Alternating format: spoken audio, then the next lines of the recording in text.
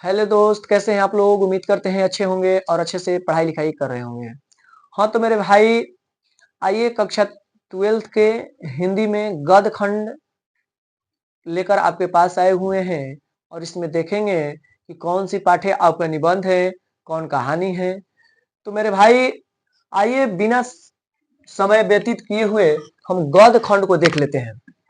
ये कक्षा 12th के हैं और यहाँ से आपको एग्जाम में बहुत सारी सवालें पूछ ली जाती हैं कि बताइए संपूर्ण क्रांति के लेखक कौन है, बताइए बातचीत पाठ क्या है।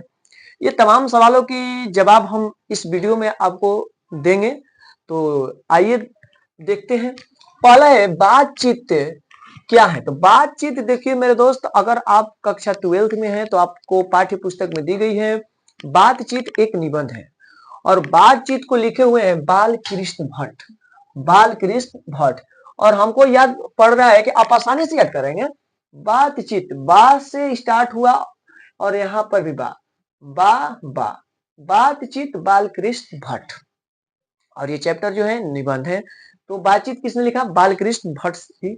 आप इसको दूसरे तरीके से भी याद कर लेंगे। जिसे बातचीत करनी होती है तो क्या आप बाल बाल का मतलब होता है बच्चा, बच्चे से आप बात तो नहीं करेंगे ना। तो वही मेरे भाई, याद रखने की अपनी अपनी तरीका होती है। बातचीत बालकृष्ण भट्ट, हम तो यही याद कराते हैं और इसी तरीके से आप याद रखेंगे तो बहुत दिनों तक याद रहेगी कि बातचीत बा बा। उसने कहा था, चंद्रधर शर्मा गुलेरी। उसने कहा था, ये भी एक कहानी है और ये इसको लिखे हैं चंद्रधर शर्मा गुलेरी साहब। तो उसने कहा था कि लेखक है चंद्रधर शर्मा गुलेरी। उसने कहा था, चंद्रधर शर्मा गुलेरी। संपूर्ण क्रांति को लिखे हैं जयप्रकाश नारायण। यह एक आपकी भाषण है। संपूर्ण क्रांति, संपूर्ण का मतलब पूरा, जय प्रकाश नारायण। बताइए, अगर पूरे व्यक्ति मिल जाएंगे तो प्रकाश आ जाएगी कि नहीं? हमारे संसार में प्रकाश हो जाएगी नहीं? तो ये लिखे हैं संपूर्ण क्रांति जयप्रकाश नारायण। ध्यान रखिएगा, इनको लोक नायक भी पूछा कहा जाता है। लोक नायक पूछेगा कि किसे लोक नायक के नाम से जाना जाता है, तो जयप्रकाश नारायण। संपूर्ण क्रांति किसने लिखा? तो जयप्रकाश नारायण। अर्ध नारीश्वर, अर्ध का मतलब आधा, नारीश्वर। तो मेरे भाई, अर्ध नारीश्वर लिखे हैं रामधारी सिंह दिनकर। इन्होंने स्त्री और पुरुष की दोनों गुणों की चर्चा की है कि अगर पुरुष में स्त्री का गुण चला जाता है तो पुरुष परिपूर्ण होता है और किसी महिला में पुरुष का गुण चल जाता है तो भी महिला परिपूर्ण हो जाती है। तो इन्होंने देखिए यहां से याद कर लेंगे कि अर्ध नारी, नारी इधर से उठा लेंगे या धारी इधर से उठा लेंगे और दोनों को मैच करा लेंगे। देखिए ना, नारी धारी। तो अर्ध नारीश्वर रामधारी सिंह दिनकर। रोज, रोज लिखे हैं सचितानंद हीरानंद अगे। हालांकि आप अगे को याद रखेंगे, यहां से शॉर्ट फॉर्म देता है।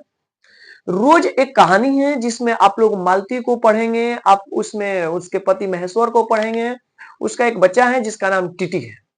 तो पूछता है कि मालती किस कहानी की पात्र है, तो आप रोज लगा देंगे। उम्मीद करते हैं कि आप इसको समझ गए होंगे।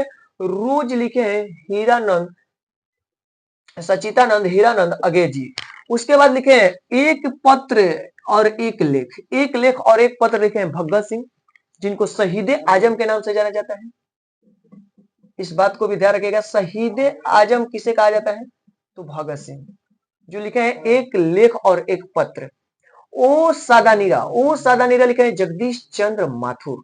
देखिए यहाँ र से एंडिंग हो रही है और यहाँ पर भी र से एंडिंग हो रही है। तो आप इसका कनेक्शन यहां से रख लेंगे कि र र। ओ सादानीरा जगदीश चंद्र माथुर। सिपाही की मां मोहन। सिपाही की मां मोहन की मां, इस तरीके से याद रखिए ना। सिपाही की मां आपके मात्र पाठ्य पुस्तक में यह एक एकांकी है मेरे दोस्त, इस बात को ध्यान रखिएगा। तो सिपाही की मां लिखे हैं मोहन राकेश जी। तो सिपाही की मां, म से मां और म से मोहन। परगीत और समाज, इनको लिखे हैं नामवर सिंह। परगीत और समाज लिखे हैं नामवर सिंह। तो मेरे भाई, अगर समाज में नाम कमाना चाहते हैं तो आपको उसके लिए अच्छे कर्म करना, उसके लिए आपको मेहनत करनी होगी। तो इस तरीके से याद रखेंगे। या समाज में अगर आप प्रगति करना चाहते हैं, नाम कमाना चाहते हैं, तो याद रखेंगे प्रगति यानी परगीत और समाज लिखे नामवर सिंह। उसके बाद है जूठन, बहुत दर्दनाक कहानी। ये ओम प्रकाश वाल्मीकि साहब लिखे हैं जूठन को, जो कि उनकी एक आत्मकथा है और इसमें अपनी पूरी जिंदगी का कल्पना दिखाए हैं कि उनकी जीवन कैसे चल रही थी। एक इनको जूठा भी खाना पड़ रहा है। तो ये कहानी आत्मकथा है जूठन, जो लिखे हैं ओम प्रकाश वाल्मीकि जी। और मान लीजिए कि ओम साहब थे और इनको जिंदगी में बहुत सारी कठिनाइयां थी और उसको झेलते गए और इनके जीवन में प्रकाश आ गई। उसके बाद हंसते हुए मेरा अकलापन, ये डायरी है, मलय जी लिखे हैं। हंसते हुए मेरा अकलापन, अब हंसते हुए मेरा अकलापन, अकलापन का मतलब अकेले, अकेले में कोई बैठा है तो कुछ ना कुछ तो लिखने ही लगता है ना।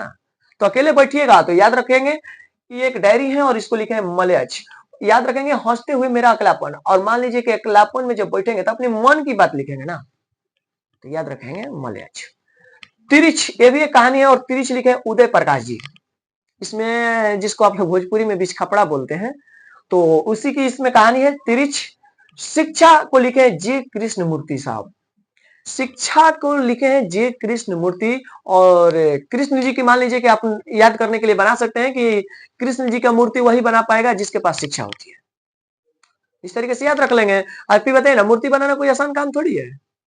तो जिसके पास शिक्षा होगी वो जे कृष्ण मूर्ति। याद रखेंगे कि शिक्षा के लेखक जे कृष्ण मूर्ति। एक बार फिर से रिपीट कर देते हैं आपके लिए। बातचीत लिखे हैं बालकृष्ण भट्ट जी। उसने कहा था चंद्रधर शर्मा गुलेरी, संपूर्ण क्रांति जयप्रकाश नारायण, अर्धनारीश्वर रामधारी सिंह दिनकर, रोज सचिदानंद हीरानंद अगे, एक लेख और एक पत्र भगत सिंह, ओ सदानीरथ जगदीश चंद्र माथुर, सिपाही की मां मोहन राकेश, प्रगीत और समाज नामवर सिंह, जूठन ओम प्रकाश वाल्मीकि, हंसते हुए मेरा अकलापन मलयच, तिरिश उदय प्रकाश और शिक्षा जय कृष्ण मूर्ति। अब देखिए यहाँ से कई टाइप के सवाल पूछ ली जाएगी कि पूछता है कि बताइए कि उसने कहा था पाठ की कौन सी विधा है, निबंध है, कहानी है कि आत्मकथा है। अब वहां पर कहानी पढ़े रहेंगे तो बना लेंगे। या पूछता है कि बताइए इनमें से कौन सी कहानी है, बातचीत, उसने कहा था, रोज, ये भी दोनों। तो आप उसमें सवाल के अनुसार आप जवाब दे पाएंगे, इतनी समझ आपको होगी।